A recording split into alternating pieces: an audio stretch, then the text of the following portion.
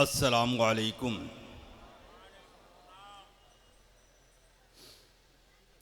अल्हम्दुलिल्लाह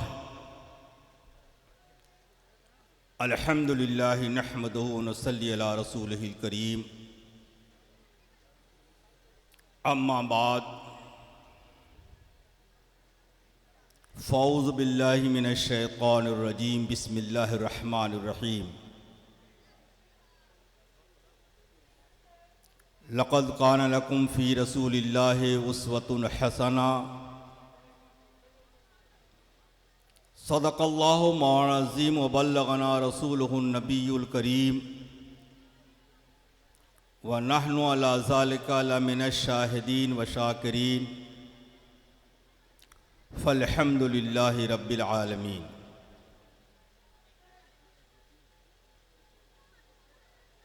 आइए हम और आप इंतहाई अक़ीदत व मोहब्बत के साथ दरूद पाक पढ़ने की सआदतें हासिल करें। अल्लाहुम्मा सल्लि अला सय्यिदिना व शफ़ीना मौलाना मुहम्मदिन बारिक वसल्लिम। सलातन सलामन अलैक या रसूलल्लाह सल्लल्लाहु तआला अलैहि वसल्लम। अल्लाह तबारक व तआला हम सब का खालिक व मालिक है। वही इबादत के लायक है और हम सबको उसी की बंदगी में फ़ख्र व नाज है। दरूद व सलाम के नजराना अक़ीदत पेश है रसूल हाशमी वक़ार सल्लल्लाहु तआला अलैहि वसल्लम की बारगाह आलिया में, जिस मुक़द्दस रसूल को अल्लाह ताला ने सारी कायनात के लिए रहमत बनाकर मबूस फरमाया और जिनकी हयात तैयबा को पूरी दुनिया के लोगों के लिए बेहतरीन नमूनाए अमल करार दिया। अक़ीदत व मोहब्बत के फूल पेश हैं सहाबा इकराम, ताबईन, तबे ताबईन, सल्फ़े सालहीन और ख़ुसूसियत के साथ तारिक़ मिल्लत अलैहि रहमतु रिज़वां की बारगाह आलिया में कि इन बुज़ुर्गों ने इस दीन व सुन्नत को लोगों तक पहुँचाने के लिए बेशुमार कुर्बानियाँ पेश की हैं।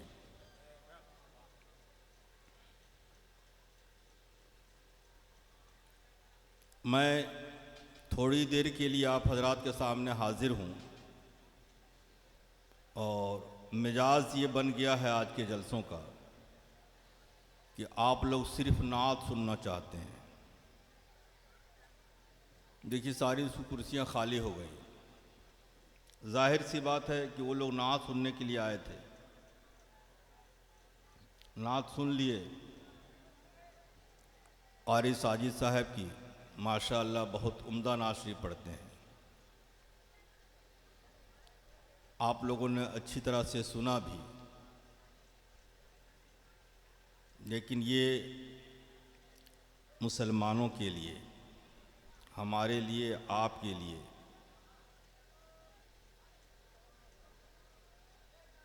ये अच्छी अलामत नहीं है कि हम सिर्फ तमाशाई बन के रह जाए। हम लोग ऐसा बना दिया है और हम ऐसा बन गए हैं। नतीजा क्या है?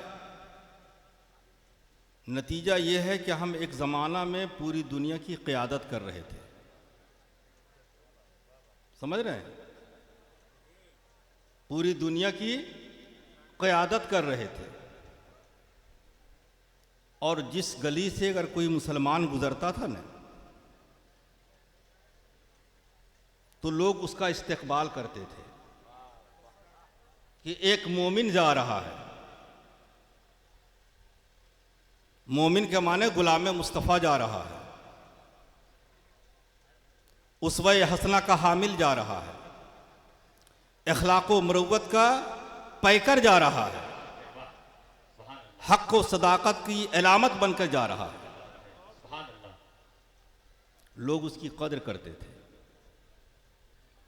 और हमें एहसास है कि हम जब सफ़र करते हैं और लोग जो हमको दाढ़ी और कुर्ता में देखते हैं तो हमसे नफरत कर रहे हैं। लोग चेहरा मोड़ ले रहे हैं हमसे, नफरत की नज़र से हमें देख रहे हैं लोग। क्यों ये तब्दीली आ गई? दीन तो वही है, इस्लाम तो वही है, कुरान आज भी वही है, आका सल्लल्लाहु अलैहि वसल्लम की सीरतें आज भी वैसे ही मौजूद है हमारे सामने। हम बदल गए हैं, हम बदल गए हैं, और उसकी अलामत आप ये देख लीजिए। अब इससे बदलने में अब आपका किरदार गलत है या हमारा किरदार गलत है, वो अल्लाह ही जानता है। ये जो हाल हो गया है, ये जो हाल हो गया है, ये ऐसा खुद हो गया है कि हमने ऐसा हाल बना दिया है लोगों का। क़यामत के यहां जवाब हमें भी देना पड़ेगा, आपको भी देना पड़ेगा। कोई काम नहीं आएगा क़यामत में। और जानते ही नहीं क़यामत कैसा होगा? सो काना मिक़दार हो खमसीना अल्फा सनतीन, कुरान मुक़द्दस की आयत है ये। काना मिक़दार हो खमसीना अल्फा सनतीन, क़यामत की मिक़दार 50,000 साल के बराबर होगी। उस 50,000 साल के बराबर एक दिन होगा, और उस दिन क्या होगा? नख्तमो अला अफ़वाहिहिम। ऐ दुनिया वालों, अल्लाह फरमा रहा है सूरह यूनुस में, हम तुम्हारे मुंह में मोहर मार देंगे। बहुत बकबक बोलते हो ना यहाँ, क़यामत में कुछ नहीं बोल सकोगे। अल्लाह खुद फरमा रहा है नख्तमो अला अफ़वाहिहिम, हम तुम्हारे मुंह पर मोहर मार देंगे। तो कल्लमुना ऐदीहिम, तुम्हारा हाथ बोलेगा। व तशहदु अर्जुलहुम, और तुम्हारा पैर गवाही देगा कि गुनाह तूने किया था, ये मेरा जिस्म, मेरी जान, मेरे खिलाफ मेरा हाथ गवाही देगा, मेरा पैर गवाही देगा। जुबान चुप रहेगी, जमीन तांबे की होगी, सूरज करीब होगा, तपिश ज्यादा होगी, मुद्दत 50,000 साल का होगा। उस दिन से डरिए, उस दिन की तैयारी कीजिए, और बोलने से पहले ये बोल लीजिए, सोच लीजिए। मैं एक जुमला बोल के जा रहा हूं, कुरान मुक़द्दस का ये मफ़हूम है कि तुम जो बोलते हो एक एक जुमला लिखा जा रहा है, एक एक जुमला, हर जुमला तुम्हारा लिखा जा रहा है। जो तुम बोल रहे हो लिखा जा रहा है, जो तुम कर रहे हो लिखा जा रहा है। एक एक जुमला, एक एक हरकत तुम्हारी महफूज है। कहां जाओगे क़यामत में, उसकी फिक्र कीजिए। और आज हमने उसकी फिक्र छोड़ दी है। इसलिए हर अमल का इन्नमल आमालु बिन्नियात, नीयत से ही आपका अमल का दारोमदार है। आप किस नीयत से यहाँ मिलाद शरीफ में आए हैं, आज की इस कॉन्फ्रेंस में किस नीयत से आए हैं, जलसे में आपकी शिरकत कैसी हुई है, क्यों हुई है, मैं नहीं जानता हूँ, अल्लाह जानता है। हमें तो झुठला दोगे, लेकिन जब क़यामत में कल आपको इस आने की कोई नेकी नहीं मिलेगी ना, सोचिएगा अरे मैं तो जलसा में गया था, कॉन्फ्रेंस में गया था, उस दिन की नेकी कहां हुई, क्या हो गई? अल्लाह बता देगा। तू तो मुंह से बोलेगा नहीं, तू मुंह को मोहर लगा रहेगा। कहे इंसान तू जलसा में गया था, काहे ले गया था, क्यों गया था? कहेगा तुम्हारा दिल मैं जानता हूं ना, दिल के वसवसे को अल्लाह ताला जानता है, जानता है मेरा रब। वहां आप झुठला नहीं सकेंगे। कहे कि तू गया था अपनी जहनी तायुश के लिए, जहन को मस्ती लेने के लिए, बड़ा मजा आ गया, मजा लेने के लिए गया था। भीड़ देखने के लिए गया था, हंगामा आराई देखने के लिए गया था। हंगामा आराई भी देख लिया, भीड़ भी देख ली, जहन भी आसूदा हो गया, मस्ती भी तुझे आ गई, नेकी कौन चीज की? कहाँ है वो बरकतें, कहाँ है वो रहमतें? क्या अल्लाह माज़अल्लाह अल्लाह की रहमतें कम हो गई हैं? अल्लाह ताला की रहमत कभी कम नहीं होती, और ना कम हुई है। वो अल्लाह तबारक व ताला तो इतना बड़ा रहमान है कि जितना ज्यादा देता है उसका करम तो और ही बढ़ता ही जाता है। बस अकीदत का एक शेर पढ़ता हूं, तवज्जो कर लें।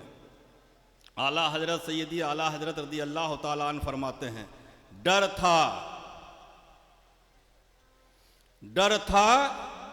कि इस्यां की सजा। ये जो हमसे गुनाह हो जा रहे हैं ना, हर इंसान से गुनाह हो जा रहा है। इस्यां माने गुनाह। आला हजरत फरमाते हैं, डर था कि इस्यां की सजा अब होगी या रोज़े जजा। अल्लाह ताला जिसे चाहता है ना, गुनाहों की सजा दुनिया ही में दे देता है। और ऐसा भी होता है कि आदमी दुनिया में गुनाह कर रहा है, सजा आखिरत में देगा, क़यामत में देगा। आला हजरत की अकीदत और मोहब्बत देखिए। फरमाते हैं, डर था मुझे, डर था। अच्छा, आला हजरत को डर है, और हम लोगों को एकदम गौस का दामन नहीं छोड़ेंगे। हम तो गौस का दामन पकड़ चुके हैं, जन्नत चल ही जाएंगे। सैयदी आला हजरत डर रहे हैं रज़ी अल्लाह ताला, वो डर रहे हैं, उन्हें खौफ है। सिद्दीक़ अकबर रज़ी अल्लाह ताला रात रात भर रोते थे। हदीस पाक में है कि दाढ़ियां भीग जाती थी, दाढ़ी पकड़ के रोते थे। एक शख्स ने कहा कि आए अमीरुल मोमिनीन, आप अफजलुल बशर हैं बादिल अंबिया, नबियों के बाद सबसे ज्यादा आप अफजल शख्स हैं। अमीरुल मोमिन, आप दाढ़ियां पकड़कर हिचक हिचक के क्यों रोते हैं? सिद्दीक़ अकबर कहते हैं कि पता नहीं अल्लाह ताला क़यामत में मेरे साथ क्या करेगा।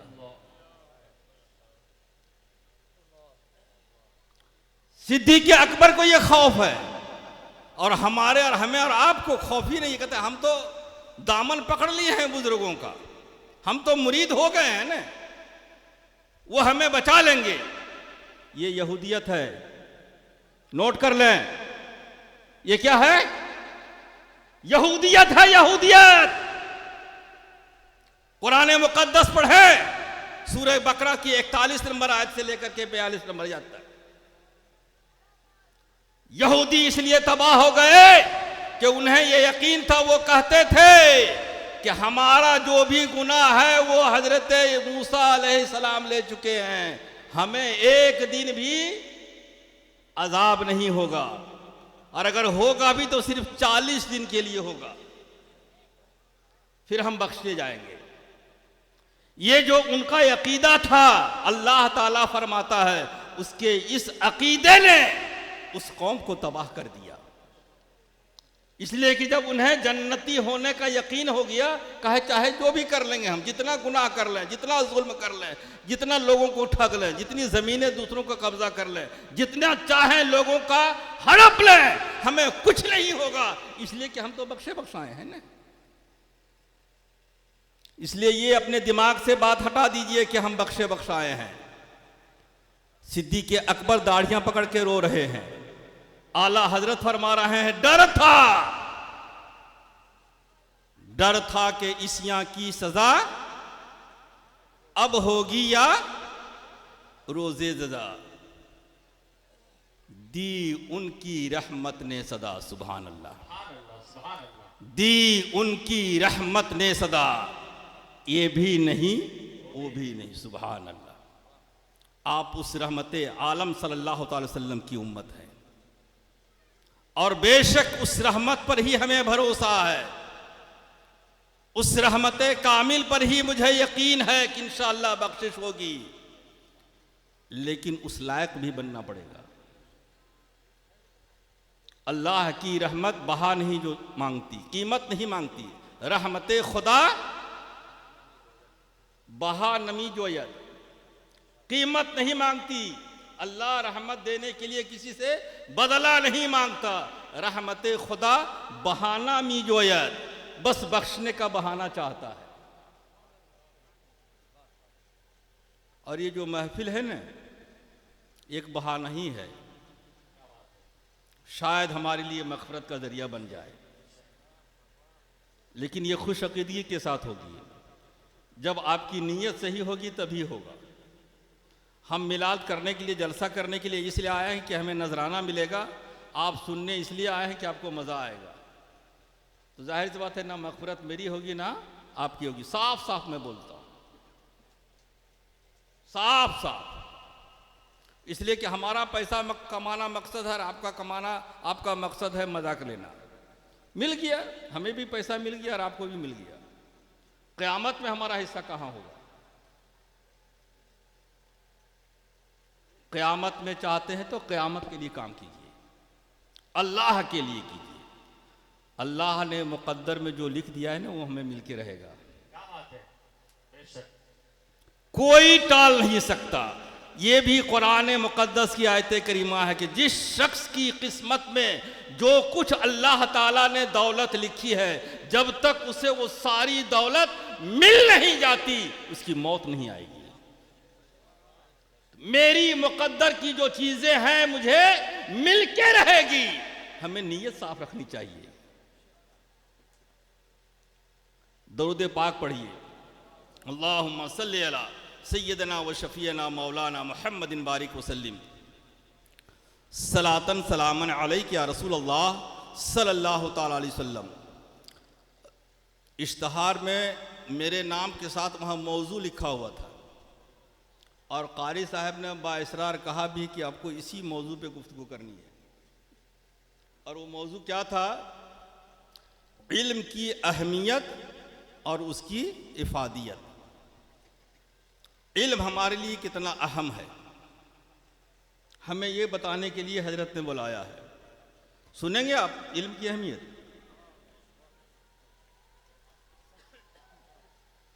अच्छा, आप ये बताइए कि जो गारे हिरा में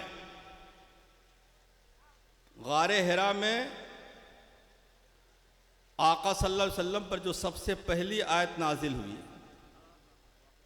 समझ रहे हैं? मालूम है आप लोगों को? रसूल कौनैन सल्लल्लाहु अलैहि वसल्लम की उम्र शरीफ जब 40 साल की हुई तो आका सल्लल्लाहु अलैहि वसल्लम गारे हिरा में जाके अल्लाह की इबादत किया करते थे। जब अल्लाह ताला को मंजूर हुआ कि अब आज से ये अपनी नबूवत का ऐलान करें, तो हुजूर गारे हिरा में थे कई दिनों से। हजरत जिब्रील आए और पूरे कुरान की जो सबसे पहली आयत थी, जो गारे हिरा में जो नाजिल हुई, वो सबसे पहली आयत थी। वो 5 आयतें नाजिल हुई एक साथ। सूरह अलक की शुरू की 5 आयतें नाजिल हुई। बढ़िया से समझ लिए, पूरे कुरान का जो नुज़ूल का सिलसिला शुरू हुआ 23 साल में कुरान मुकम्मल हुआ। और उस 23 साल में जो सबसे पहली आयत नाजिल हुई, वो कहाँ नाजिल हुई? गारे हिरा में नाजिल हुई। और उसी दिन से ऐलान नबूवत हुआ और उसी दिन से नुज़ूल कुरान की इब्तिदा हुई। वो 5 आयतें जो नाजिल हुई वो क्या थी? औज़ु बिल्लाहि मिनश शैतानिर रजीम, बिस्मिल्लाहिर रहमानिर रहीम। इक़रा बिइस्मि रब्बिकल लज़ी खलक़, पहली आयत। खलक़ल इंसान मिन अलक़, दूसरी आयत। इक़रा व रब्बुकल अकरम, तीसरी आयत। अल्लज़ी अल्लमा बिल कलम, चौथी आयत। अल्लमल इंसाना मालम यालम, ये 5वीं आयत है। बस इतने ही 5 आयतें ये गारे हिरा में पहली दिन नाजिल हुई थी। समझ गए आप? अब जरा सा इन 5 आयतों का मैं तर्जमा आपको बता दूं। अब असल में हजरत जुल्म ये है हमारे साथ आप इनसे पूछेगा कुरान शरीफ पढ़ते हैं? हाँ पढ़ते हैं। कितना पढ़ते हैं? रोज़ाना 2 रुकू पढ़ते हैं, 1 रुकू पढ़ते हैं, 1 सफ़ा पढ़ते हैं। कितना ख़त्म किए हैं? 5 ख़त्म कर चुके हैं। और उनको आज तक मालूम नहीं कि सूरह अलग कहाँ है और इक़रा बिस्मि रब्बिकल के माना क्या है। मालूम है? नहीं है। कितने लोग रोज़ पढ़ रहे हैं। कुरान शरीफ पढ़कर फूकने के लिए नाजिल हुआ था कि बीमार हो गया है कारी साहब दम कर दीजिए। क्यों नाजिल हुआ है कुरान? हुदन लिन्नास। कुरान तो हिदायत के लिए नाजिल हुआ है ना। कुरान हिदायत के लिए नाजिल हुआ है। और हिदायत आदमी को कैसे मिलेगा? हिदायत कैसे मिलेगी? जब हिदायत तब न मिलेगी कि जब आप कुरान को समझेंगे, तब आपको हिदायत मिलेगी। और हम तो कुरान समझते ही नहीं है, कैसे हमको हिदायत मिलेगी? इसलिए मैं आपसे भी कहता हूं और हजरत आप हजरात से भी कहता हूं, मैं जहां जाता हूं अभी जलसे में एक बात कहता हूं कि हम लोगों की शिकायत यह है कि आजकल मुसलमान उर्दू नहीं जानते बढ़िया, और जो कुरान शरीफ तो पढ़ लेते हैं, माना नहीं जाने। मैं लोगों से अर्ज़ करता हूं कि हम लोग बहुत आदमी हैं आज अपना ट्यूशन पढ़ाते हैं, मकतब में भेजते हैं, चाहते हैं हर आदमी कि मेरा बेटा कुरान पढ़ ले कम अज़ कम, और लोग इसकी कोशिश करता है, बड़ी अच्छी कोशिश है। मैं अर्ज़ करता हूं कि भाई कुरान शरीफ सिर्फ नाजरा मत पढ़ाओ, ज़ुबानी मत पढ़ाओ, बल्कि आप कंजुल ईमान पढ़ाएं। सुभान अल्लाह। कुरान शरीफ जो पढ़ाएं वो कंजुल ईमान पढ़ाएं। अल्हम्दुलिल्लाह रब्बिल आलमीन और रहमानिर रहीम पढ़ाएं, अरबी साथ ही पढ़ाएं। सारी खूबियां हैं उस रब के लिए जो सारी जहान का रब है। बच्चे की उर्दू भी आ जाएगी और कुरान का कुछ तो माना समझ में आ जाएगा ना उसको। करेंगे ऐसा इंशाअल्लाह? हैं? आप लोग करेंगे?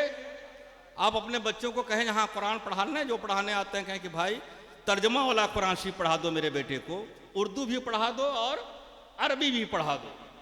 और आप जब भी कुरान शरीफ पढ़ें, एक आदमी 1 पारा कुरान शरीफ पढ़ गया, कुछ नहीं समझा, दूसरा आदमी सिर्फ 4 आयत पढ़ा, समझ के पढ़ा, ये 4 आयत पढ़ने वाले की नेकी ज़्यादा है और 2 वर्ग पढ़ने वाले की नेकी कम है उसके मुकाबले में। इसलिए आप जितना भी कुरान शरीफ पढ़ें, तर्जमा वाला पढ़ें, अरबी भी पढ़ लें, उर्दू भी पढ़ लें, उर्दू नहीं जानते हैं हिंदी जानते हैं हिंदी से पढ़ लें, इंग्लिश जानते हैं इंग्लिश से पढ़ लें, और अगर नहीं पढ़ना जानते हैं तो मोबाइल है ना आपके पास, ये तो सबके पास है, इसमें तर्जमा वाला रिकॉर्डिंग करवा लें, कुरान शरीफ सुने भी और उसका माना भी सुने। ये आपको ज़ुबानी सुनने, ज़ुबानी पढ़ने से ज़्यादा सवाब मिलेगा।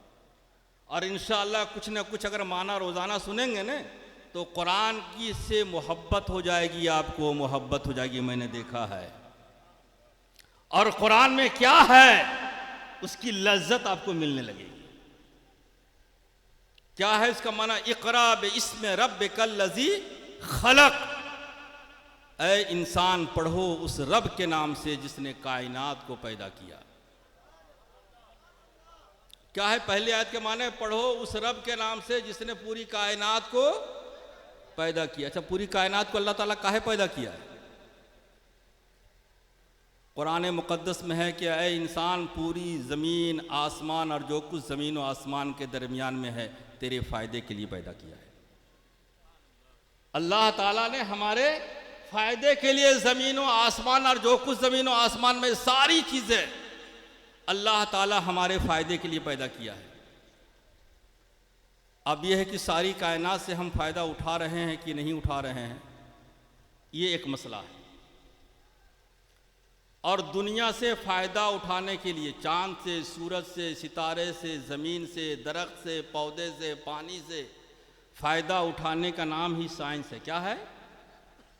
साइंस जिसको कहते हैं ना आज के ज़माने में, इस इल्म का नाम, ये किस इल्म का नाम है? दुनिया से फ़ायदा उठाने वाले चीज़ों का नाम ही साइंस है। समझ रहे हैं आप? थोड़ा सा मैं आपको और ज़रा समझा दूँ बढ़िया से। हज़रत आदम अलैहिस्सलाम को अल्लाह ताला ने पैदा किया, फरिश्तों को कहा कि ऐ फरिश्तों आदम का सजदा करो। फरिश्तों ने कहा कि हम तो आदम से अच्छे हैं, क्यों सजदा करें। इल्म की अहमियत समझिए। अल्लाह ताला ने आदम अलैहिस्सलाम को बुलाया और फरिश्तों को बुलाया, कहा कि ऐ फरिश्तों बताओ, ये जो सारी कायनात हमने पैदा किया है, इस सारी कायनात की जो चीज़ें हैं, इनका नाम क्या है, इसकी खासियत क्या है, तुम बताओ। फरिश्तों ने कहा कि ला इल्म लना इल्ला मा अल्लमतना, ऐ अल्लाह हम तो कुछ नहीं जानते, हम तो वही जानते हैं जो तू हमें बताया है। हज़रत आदम को बुलाया गया। काला या आदमो अम्बेहिम बे अस्माइहिम, ऐ आदम ये दुनिया की सारी चीज़ों का नाम और इसकी खासियत को बताओ। हज़रत आदम फरफर बताने लगे कि इसका नाम फलां है, ये ज़मीन है, ये चाँद है, ये सूरज है, इसका ये काम है, ये सितारे हैं, इसका ये काम है। सारी चीज़ों को बता दिया। कहा कि आए फरिश्तों बताओ अब क्या हाल है, अब सजदा करोगे। कहा कि हाँ हम मान गए कि हमसे ज़्यादा अफजल है। सुभान अल्लाह। हम फरिश्तों से अफजल क्यों हैं? इसलिए कि हम ज़्यादा इबादत करने वाले हैं। अरे हमसे ज़्यादा इबादत करने वाले फरिश्ते हैं। अफजलियत किस बुनियाद पर दी? हम ज़्यादा हज करते हैं, ज़कात देते हैं, ज़्यादा खैरात करते हैं। अल्लाह ताला ने फरिश्तों पर हमें फौकियत इसलिए दी कि हज़रत आदम अलैहिस्सलाम के पास इल्म था। और वो इल्म कौन चीज़ का इल्म था? इस दुनिया का इल्म था। ये दुनिया क्यों बनाई गई, इस दुनिया की चीज़ों की क्या क्या खासियतें हैं, इससे कैसे फ़ायदा उठाया जा सकता है, वो इल्म हज़रत आदम को था। हज़रत नूह अलैहिस्सलाम, अल्लाह ताला फरमाया, क्या फरमाया? ऐ नूह वस्नइल फुल्का, कश्ती को बनाओ। हज़रत नूह कश्ती बनाने लगे। अच्छा आपको कहा जाए कश्ती बनाई तो बना लीजिएगा? आप लोग बना लीजिएगा? हम बना सकेंगे? अगर बस बसला दे दिया ना तो वो हम उंगली भी काट देंगे, नहीं हो जाएगा। हज़रत नूह अलैहिस्सलाम ने कश्ती बनाई और जब तूफ़ान नूह आया और वो कश्ती चली तो अल्लाह ताला कुरान मुक़द्दस में देखिए सूरह हूद में फरमाया तजरी फी मौजिन कल जबाल। हज़रत नूह ने जो कश्ती बनाई थी वो छोटी मोटी कश्ती नहीं थी। जब वो मौज में चल रहा था, वो चल रही थी वो कश्ती, तो लग रहा था जैसे कि वो पहाड़ है। इसकी मतलब बहुत बड़ी कश्ती थी वो। और इतनी बड़ी कश्ती को चलाना, बनाना, हवा के रुख में चलाना, हवा के रुख के किनारे चलाना, इस किनारे ले जाना, उधर ले जाना, ये इल्म है कि नहीं है? ये फ़न है ना? ये फ़न किसका फ़न है? आज के ज़माने में वो फ़न पढ़ने वाले को पायलट कहते हैं, जहाज़ का पायलट कहते हैं, बनाने वाले को इंजीनियर कहते हैं। और वो हज़रत नूह अलैहिस्सलाम ने जहाज़ को बनाया भी और जहाज़ को चलाया भी। चलाया ना? ये कुरान मुक़द्दस में सूरह हूद को पढ़ लीजिए आप। हज़रत सुलेमान अलैहिस्सलाम, सुलेमान अलैहिस्सलाम का नाम सुना है? पूरी दुनिया पर हज़रत सुलेमान की हुकूमत थी। परिंदों पर हुकूमत थी, जानवरों पर हुकूमत थी, घासों पे हुकूमत थी, दरख्तों पे हुकूमत थी, जिन्नातों पे हुकूमत थी हज़रत सुलेमान की। सब चीज़ पे हज़रत सुलेमान की हुकूमत थी। और हज़रत सुलेमान अलैहिस्सलाम के बारे में कुरान मुक़द्दस में है सख्खरना लहुर्रीह तजरी बे अमरही रुखान हैसो असाब।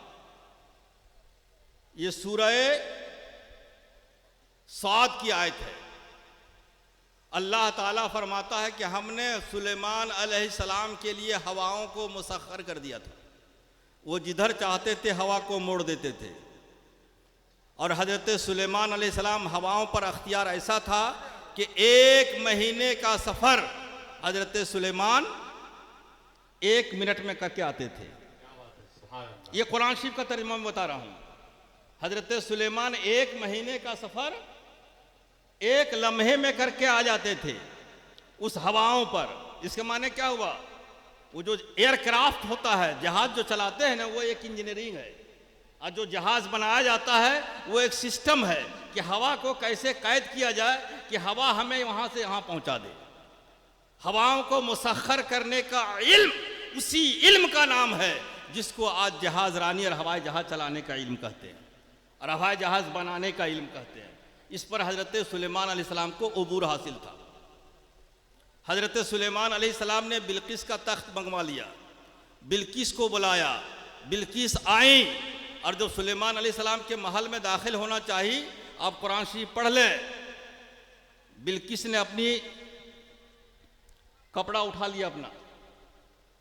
कुरान मुक़द्दस का तर्जमा बता रहा हूँ कि जब उन्होंने देखा कि वो महल है हज़रत सुलेमान अलैहिस्सलाम का, यहाँ बिल्किस खड़ी है, सामने मार्बल लगा हुआ था। असल समझ रहे हैं, सामने मार्बल बिछा हुआ था। कुरान शरीफ का तर्जमा बता रहा हूँ। और उस मार्बल की खूबी ये थी कि जब वो हज़रत बिल्किस ने देखा उसको, तो लगा ये कि इसमें तो पानी बह रहा है। उसे पानी समझकर अपना कपड़ा उठा ली और कहा कुरान मुक़द्दस में कि बिल्किस की पिंडली नजर आ गई। वो इतना कपड़ा उठा चुकी थी कि वो पानी है इसमें, और गई तो पानी था ही नहीं, वो तो मार्बल था।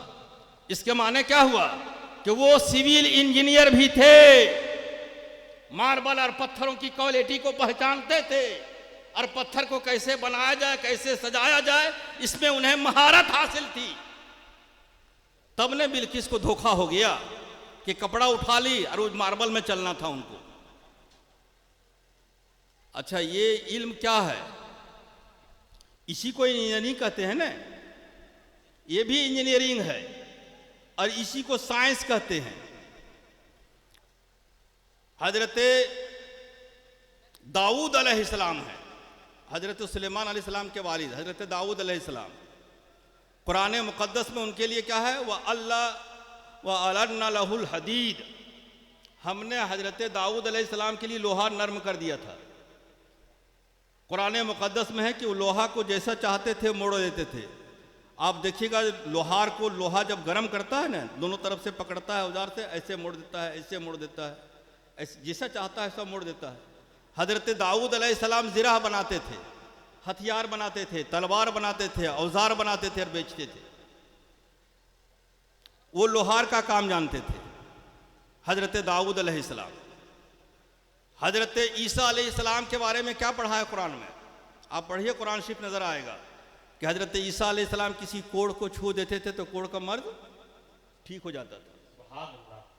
किसी अबरस वाले को छूते थे तो अबरस वाला ठीक हो जाता था। अच्छा, आपने कभी ये मुहावरा सुना है कि पटना में फलां डॉक्टर रहते हैं, वहाँ जाइए, वो जिसको छूते हैं ना वो आदमी ठीक हो जाता है?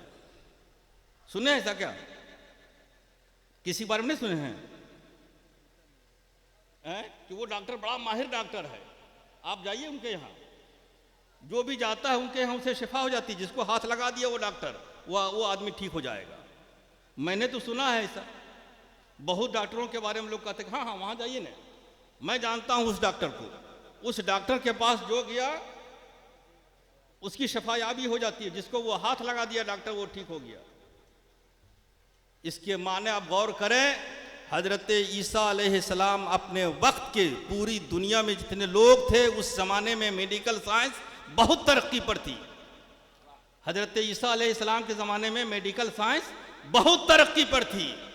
और आप कुरान मुक़द्दस का मुताला करें, रब तबारक व तआला की ये सुन्नत करीमा है कि जिस ज़माने में जो चीज़ सबसे ज़्यादा तरक्की कर रही होती है, अल्लाह ताला उस ज़माने के नबी को उसकी ज़्यादा कुव्वत दे के भेजता है। क्या बात है, सुभान अल्लाह, सुभान अल्लाह। हजरत ईसा अलैहिस्सलाम के ज़माने में मेडिकल साइंस बहुत तरक्की पे थी, तो हजरत ईसा अलैहिस्सलाम को अल्लाह ताला ने ऐसा मौजज़ा दे के बताया कि दूसरा आदमी हाथ लगाने का मफहूम यह है कि वो दवा भी देगा, हजरत ईसा अलैहिस्सलाम खाली हाथ लगाएंगे और ठीक हो जाएगा। इसके माने यह है कि हजरत ईसा अलैहिस्सलाम वक्त के सबसे बेहतरीन डॉक्टर थे। अच्छा, कारी साहब, कारी गुलाम खैरुल वरा साहब, मौलाना हजरत कारी गुलाम खैरुल वरा साहब ने आज का इजलास मुनक्किद किया। अगर ये ऐसा करते कि मैक वाले को बुला करके मैक यहाँ जमा कर देते, टेंट वाले को बुला करके सारा सामान वहाँ जमा कर देते, कुर्सियाँ बगल में रख देते और लाइट वाले को, जनरेटर वाले को सारा सामान ला के यहाँ बुला कर रख देते, किसी को सेट नहीं करते और कहते कि अरे लोगों आप आए हो, देखो ये सामान हमने सब आपके लिए मंगाया है। कुर्सी हमने आपके लिए मंगाई, जनरेटर हमने आपके लिए मंगाई, माइक हमने आपके लिए मंगाया, शामियाना। हम कहा कि हजरत सब कुछ तो मंगाएं, लेकिन हम इससे फ़ायदा कैसे उठाएं? है ना सब कुछ। अगर सारी चीज़ें ये सब कुछ ला के यहाँ ढेर कर दिया जाए और इसका ऑपरेटर ना रहे तो हम इससे फ़ायदा उठा लेंगे? फ़ायदा उठा लीजिएगा आप, नहीं उठा सकिएगा। ऑपरेटर चाहिए। अल्लाह ताला फरमाता है कि हमने सारी कायनात को बनाया और ये कायनात तेरे फायदे के लिए बनाया। अब इसको फ़ायदा मंद बनाने के लिए, इससे फ़ायदा उठाने के लिए वो इल्म जानना हम पर फर्ज है कि हम उस इल्म को जानें। एक शख्स ने कहा था हुजूर कि एक ज़माना आएगा कि लोग धूप से तमाज़त होती है ना, वो धूप से लोगों को तमाज़त होती है, लेकिन एक ज़माना आएगा आदमी मेहनत करेगा तो वो धूप से तमाज़त नहीं, ठंडक मिलेगी। तो आदमी सोचा कि धूप से ठंडक मिलेगी, ये कैसे होगा? आज के ज़माने में वो मुमकिन हो गया, नहीं हुआ है। सोलर लाइट के ज़रिए से धूप की तपिश को कैद किया जाता है, उसकी एनर्जी को, उसको बैटरी में ले जाया जाता है और उस बैटरी से आप एसी चला दीजिए, धूप की गर्मी से आपका घर ठंडा हो रहा है। ये कमाल कहां से आया? ये एक इल्म का कमाल था ना।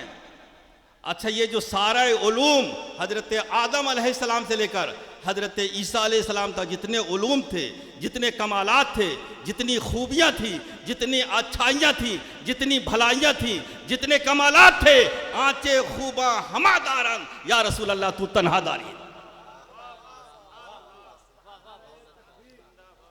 मेरे नबी अकरम सल्लल्लाहु ताला अलैहि वसल्लम तो वो सारे इंजीनियरों के सबसे बड़े इंजीनियर थे, सारे हकीमों से सबसे बड़े हकीम थे, सारे सियासतदानों से सबसे बड़े सियासतदान थे, सारे कमांडरों से सबसे बड़े सिपाहीसालार थे। दुनिया का कौन सा फन ऐसा है जिसमें मेरे नबी को कमाल हासिल नहीं? नारे तकबीर, नारे रिसालत, मसलके आला हजरत, उर्से तारीके मिल्लत। रसूल कौनैन सल्लल्लाहु अलैहि वसल्लम जा रहे हैं। हदीस पाक सुनिए। एक सहाबी रसूल नया नया घर बनाए थे, एकदम नया घर, उसमें वो अभी तक गए भी नहीं थे, खाली बनाया था उन्होंने नया घर। रसूल कौनैन उधर से गुजरे, घर देखा, कहा कि किसका घर है ये? तो लोगों ने बताया कि फलाने का घर है। रसूल कौनैन के चेहरे पर नाराज़गी आई। आका आगे बढ़ गए।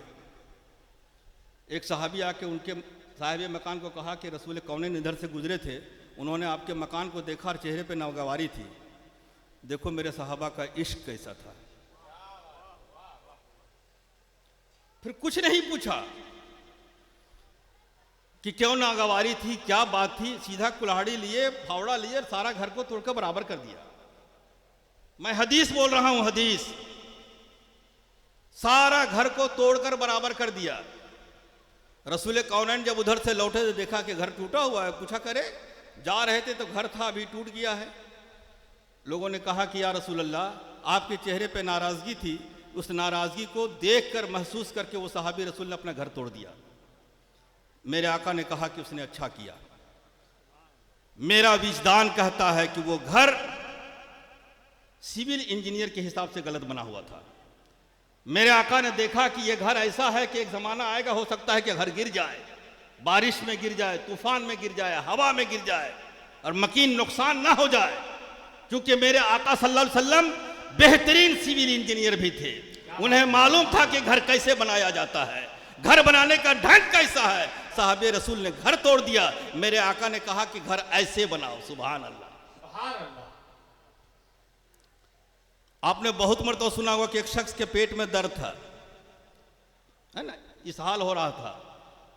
उसका भाई गया, कहा कि या रसूलल्लाह मेरे भाई को इसहाल हो रहा, कहा कि शहद पिलाओ। और बढ़ गया, कहा कि या रसूलल्लाह मेरे भाई का मर्ज और बढ़ गया, कि जाओ फिर शहद पिलाओ। फिर लौट के आया कि या रसूलल्लाह और बढ़ गया, कहा कि जाओ शहद पिलाओ। अच्छा, आप लोगों में से किसी को अभी होता है पतला पैखाना, तो सबसे पहली दवा जो की जाती है क्या दी जाती है?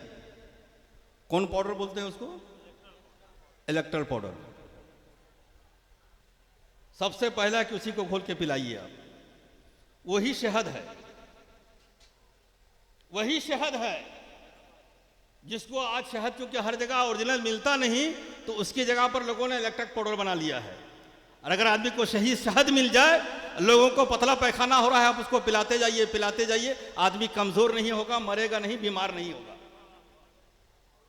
आका सल्लल्लाहु अलैहि वसल्लम अपने वक्त के बेहतरीन तबीब थे, बेहतरीन हकीम थे, बेहतरीन डॉक्टर थे, बेहतरीन सर्जन थे। आपको मालूम है ग़ज़वा वहद में मेरे आका के जख्म लगा, यहां से हड्डी नजर आने लगी, जख्म बड़ा था।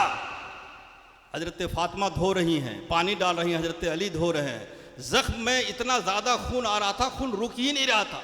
मेरे आका ने कहा कि टाट लाओ, टाट को जलाओ और उसकी राख यहां डाल दो। वो राख डाल दी गई। हमारे लिए ये सुन्नत बन गई और हम आपको चैलेंज करते हैं, आपका बड़ा से बड़ा जख्म हो जाए, कट जाए, आप कपड़ा जला करके उसकी राख डाल दें, खून बंद हो जाएगा।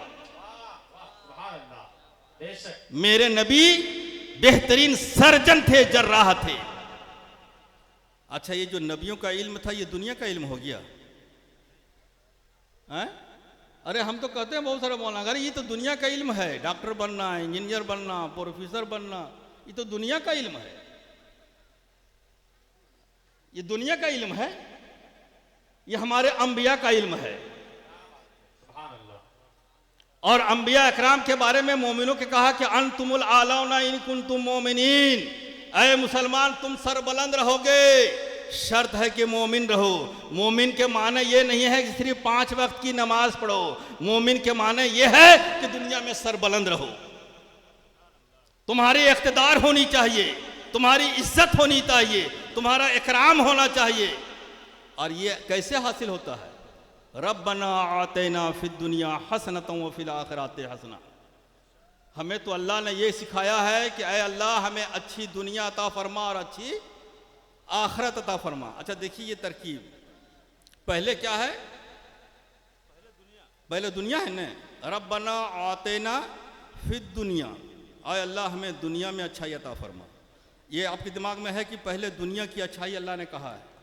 अब वो जो 5 आयतें हैं ना उस तरफ जाइए और उसका तर्जमा सुनिए आप। अल्लाह फरमाता है इक़रा बिस्मि रब्बिकल लज़ी खलक़, ऐ इंसान पढ़ो उस रब के नाम से जिसने इस सारी कायनात को तेरे फायदे के लिए बनाया है। तुम अपने फायदा उठाने का इल्म हासिल करो। खलक़ल इंसाना मिन अलक़, और इंसान को पैदा किया गोश्त के लोथड़े से। यानी इंसान की तख्लीक कैसे हुई है जिसको मेडिकल साइंस कहते हैं। आप उस रब के नाम से पढ़िए जिसने इंसान को पैदा किया, गोश्त इंसान को पैदा किया एक खून के लोथड़े से। ऐसा इल्म हासिल करो जिस इल्म के में ये बताया जाए कि इंसान कैसे बना है, कैसे बीमार होता है, कैसे शिफा पाता है, कैसे इंसान बढ़ता है, कैसे इंसान में कमजोरी आती है, कैसे इंसान फिजिकली इंसानी जिस्मानियात के साथ कैसे तरक्की कर सकता है। उस इल्म को पढ़ो। ये दोनों आयतें हैं। पहली आयत में फिजिक्स केमिस्ट्री का हुक्म दिया गया, जूलॉजी का हुक्म दिया गया। दूसरी आयत में बायोलॉजी, जूलॉजी और बॉटनी का हुक्म दिया गया। तीसरी आयत है इक़रा व रब्बुकल अकरम, ऐ इंसान पढ़ो उस रब के नाम से जो बड़ा ही करीम है। सुभान अल्लाह। पढ़ो उस रब के नाम से जो बड़ा ही करीम है। यानी वो इल्म हासिल करो जिससे तुम अल्लाह ताला का करम हासिल कर सको, अल्लाह की रहमत हासिल करो, सजदा कर सको, नमाज पढ़ सको, रोज़ा रख सको, हज कर सको, ज़कात दे सको, दूसरों की मदद कर सको। ये इल्म पढ़ो ताकि अल्लाह का करम तुझे मिलता रहे, इसलिए कि अल्लाह बड़ा ही करीम है, बहुत ही मेहरबान है। ये तीसरी आयत है। चौथी आयत में क्या है? अल्लज़ी अल्लमा बिल कलम। देखिए 2 तरह का इल्म होता है। पहले जो जमाना चलता है ना, कहीं होता है इल्म सीना, नहीं कहते हजरत, इल्म सीना, एक सीने से दूसरे सीने में इल्म चला गया, जुबानी समझा दिया, ना हमारे पास कोई लिखा पढ़े ना आपके पास कोई लिखा पढ़े। अच्छा, यही इल्म पहले भी चलता था। पहले के शायर लोगों का शेर जो है इतना बड़ा बड़ा था, आज इतनी मोटी मोटी किताब हो गई है, और उनके पास कोई लिखा पढ़ी नहीं था, वो ज़ुबानी पढ़ते थे, ज़ुबानी रखते थे। पहले इल्म सीना था, सब ज़ुबानी पढ़ते थे, ज़ुबानी पढ़ाते थे। दुनिया का पहला मजहब मजहब इस्लाम है, जिसने ये हुक्म दिया पढ़ो उस रब के नाम से, अल्लमा बिल कलम, जिसने कलमी तहरीरी इल्म हासिल करने का हुक्म दिया। सुभान अल्लाह। दुनिया की ये पहला, पूरी दुनिया में इससे पहले और इसके बाद में दुनिया का कोई मजहब ऐसा नहीं है जो लोगों को ये तालीम दे कि लिख कर पढ़ो और पढ़ा हुआ लिखो। अच्छा जी, आप लोग सब तो पढ़ाते हैं मदरसों में, और आप में से जो मास्टर होंगे, जो पढ़ा हुआ सबक बच्चा लिख लेता है और जो लिखा हुआ पढ़ लेता है, उसका पढ़ा हुआ असर पढ़ाना हुआ है। ये इल्म बिल कलम का हुक्म कुरान मुकद्दस में पहली, जब कुरान नाजिल हुआ, वो पहली आयत है, अल्लमा बिल कलम, उस रब के नाम से पढ़ो जिसने तुझे कलमी तहरीरी इल्म सिखाया। और आखिरी और 5वीं आयत है, अल्लमल इंसाना मालम यालम। ये तो अल्लाह का करम है कि जो इंसान नहीं जानता वो सब कुछ सिखा दिया। हम नहीं जानते थे कि जहाज़ कैसे चलता है, आज अभी मोबाइल निकालूं और अभी हम यहाँ चाहें तो अमेरिका बात कर सकते हैं ना, कर लेंगे बात। आपने बनाया है, हमने बनाया है। जब कुरान में हमें साइंस पढ़ने का हुक्म दिया तो हमने क्यों नहीं बनाया? मेरा ये दावा है कि आज यहूदो नसारा के पास जो सनदी इल्म है, ये सारे उलूम जो है ना यहूदियों का है। नेट, फेसबुक, इंस्टाग्राम, यूट्यूब, इन सब का, सोशल मीडिया का जितना है या मीडिया, ये सब यहूदी हैं। आज यहूदियों के पास ये इल्म है। आज ही हमने पढ़ा, न्यूज़ में सुना, हज़रत कारी साहब के फ़िलिस्तीन के तरफ से आज 5000 रॉकेट दागे गए। फ़िलिस्तीनियों के तरफ से 5000 रॉकेट दागे गए। अब समझिए कि कितना बड़ा रॉकेट होगा कि उसमें 23 आदमी मरा। एक बम उड़ता है ना पाकिस्तान में चाहे कहीं, तो 100 आदमी 200 आदमी मर जाता है और 1000 आदमी घायल हो जाता है।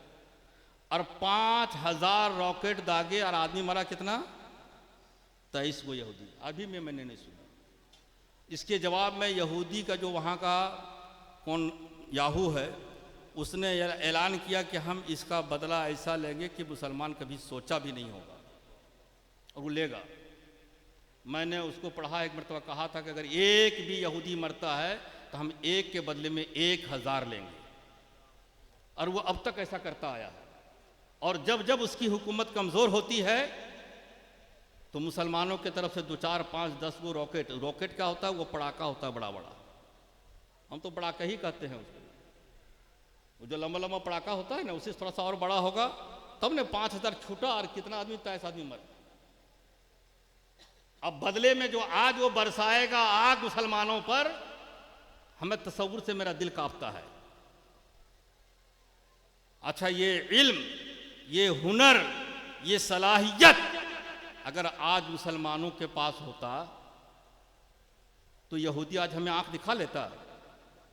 दुनिया की सबसे छोटी कौम, आबादी के एतबार से सबसे छोटी कौम यहूदी है, और दुनिया पर सबसे ज़्यादा ताकत यहूदियों के पास है, दौलत यहूदियों के पास है। हुकूमत तो सिर्फ इस्राएल की है, लेकिन अमेरिका में भी इस हुकूमत असल में यहूदियों की ही है। इसके माने क्या हुआ? इंसान को ताकत गिनती से नहीं मिलती। हम गिनती में कितने हैं, और गिनती से ताकत मिलती है ना, तो बदर में हम लोग 313 थे, हजारों से टकरा गए, फतह याबी मिल गई। आप अल्लाह ताला का उसमें फरिश्तों का नुज़ूल हुआ, मुसलमानों की तरफ से फरिश्ते लड़े। अच्छा, आज भी फरिश्ते लड़ सकते हैं, आज भी फरिश्ते आ सकते हैं, नहीं आएंगे, आ सकते हैं, लेकिन वो हौसला पैदा करना पड़ेगा ना। मैदान जंग में जाना पड़ेगा, मैदान जंग में लोगों से सामना करना पड़ेगा। और दुनिया में इक़्तिदार हासिल करने के लिए, अब कहेंगे कि उस ज़माने में तो लोग बेहतरीन तलवार चलाते हैं, आज भी तो हम तलवार चलाना जानते हैं। नहीं साहब, उस ज़माने में तलवार की अहमियत थी तो वो मुसलमानों के पास तलवार थी, और आज जिसकी अहमियत है वो आना चाहिए हमारे हाथ में।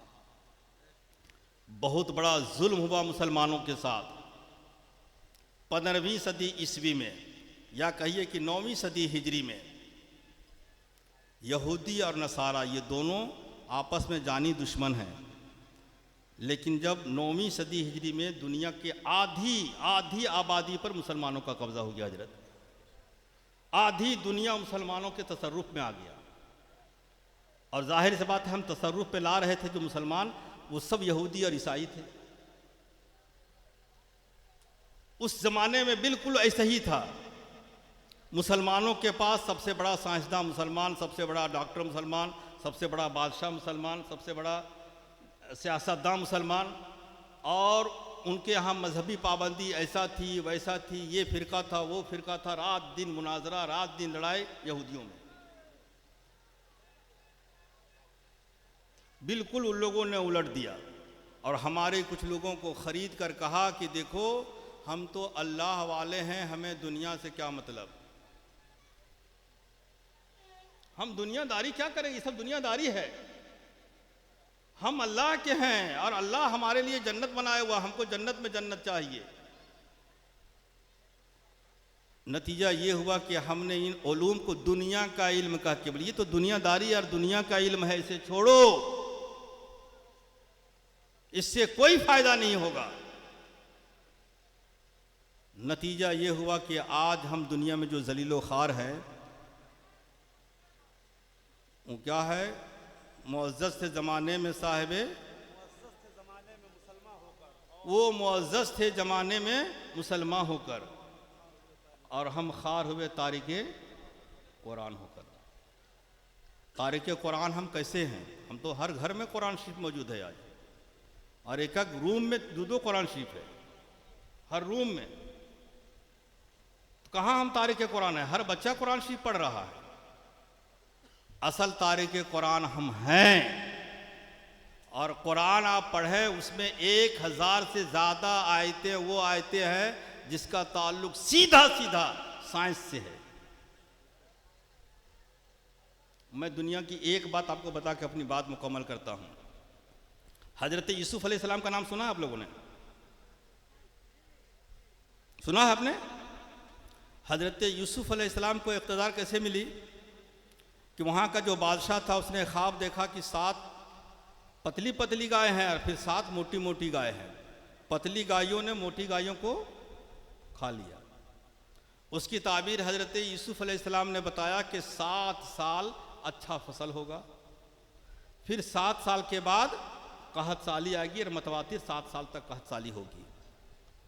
तो वो जो कहत साली होगी, ये जो फसल पैदा होने वाले 7 साल है, ये 7 साल की ऐश को ख़त्म करके रख देगा। वहाँ के बादशाह ने कहा कि आप क्या कहते हैं इस सिलसिले में, आपका क्या मशवरा है?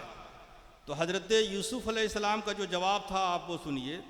काला जाअलनी अलल खज़ाइनिल अर्द इन्नी हफीजुन अलीम। हजरत यूसुफ अलैहिस्सलाम ने बादशाह से कहा कि हाँ, आप हमें वज़ीर ख़जाना बना दीजिए और वज़ीर ज़राअत बना दीजिए।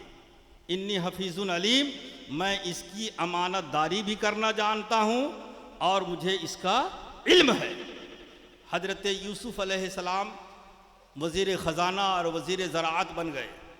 हजरत यूसुफ अलैहिस्सलाम ने 7 साल जो पैदा हुआ, आप समझ जाइए कि आज जो पैदा होगा 7 साल पैदा होना है, 7 साल पैदा नहीं होगा, यानी 14 साल हो गया ना। आज का पैदावार 14 साल के बाद खाने के लिए लोगों को मिले। अल्लाह ताला ने अनाज को ऐसा बनाया कि आज बनाइएगा और कल सड़ जाएगा, 1 साल 2 साल में वो सड़ ही जाएगा।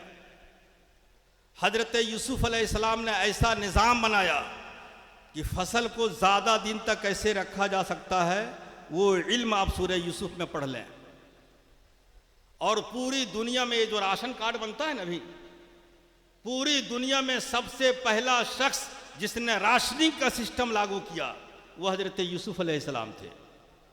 उन्होंने अपनी हुकूमत में सर्वे कराया, हर आदमी का एक डेटा लिया, कहा कि इस खानदान में इतने आदमी हैं, उस हिसाब से उस आदमी को पैसे के बदले में अनाज दिया। 7 साल के पैदावार को 14 साल कैसे चलाया जा सकता है, उसकी एक तहरीक शुरू की। दुनिया का बेहतरीन इकोनॉमिस्ट, बेहतरीन इल्म माशियात के माहिर, बेहतरीन निज़ाम ज़िंदगी चलाने वाले, माशियात को फ़रोग़ देने वाले, वो दुनिया के पहले शख्स है जिस शख्सियत का नाम हजरत यूसुफ अलैहिस्सलाम है। तो ये तो हमारे ख़जाने थे और ये तो हमारे असलाफ थे। अच्छा, आला हजरत का नाम सुना है कि नहीं? कितने उलूम में उन्हें महारत थी? 55 उलूम में महारत थी। रोज़ा नमाज के अलावा उसमें साइंस, जोग्राफिया, मैथ, फिजिक्स, केमिस्ट्री, वो सब चीज़ में महारत रखते थे। तो वो इल्म हजरत आला हजरत ने जो हासिल किया, हमारे बुजुर्गों ने हासिल किया, नबियों का जो इल्म था, वो इल्म आज हम क्या कहते हैं उसे, ये तो दुनिया का इल्म है माज़अल्लाह। सुन ले, वो भी दीन का इल्म है, दीन का इल्म है। आज हमारे मुफ्ती साहब से फतवा पूछिए, कहें कि रमज़ान शरीफ में आप उस शख्स, उस डॉक्टर के जो मुसलमान डॉक्टर हो, अगर वो कहे कि रोज़ा रखेंगे तो आपका मर्ज़ बढ़ जाएगा, तब आपका रोज़ा माफ़ हो सकता है।